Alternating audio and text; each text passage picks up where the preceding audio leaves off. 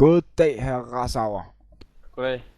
Øhm, du har sagt ja til at medvirke i et lille interview omkring jeres kamp mod Noobs of Denmark. Ja, Til at starte med, kan du så ikke lige kort fortælle, hvem du er og hvad du står for ved NES? jamen jeg er en 18-årig dreng, han navn Kasper Nielsen, som bor i en lille by, der hedder Harlev, uden for Aarhus.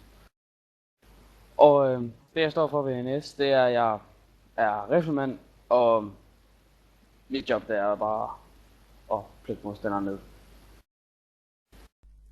Det lyder da også fornuftigt at skyde dem ned. Ja. Havde I på nogen måde forberedt jer sådan til kampen her? Jamen vi havde samlet holdet på Spectate, og hvor Widow viser sådan nogle gode ting, som vi lærte rigtig meget af. Og Widow, det må næsten være jeres caller så. det er det også, ja.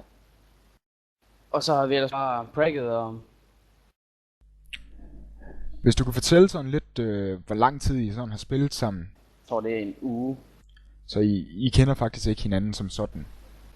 Ikke rigtig, nej. Er der nogen af jer, der nogensinde sådan har spillet sammen? Mig og Rick, vi har spillet på hold sammen. Og Ken har spillet lidt med. Okay.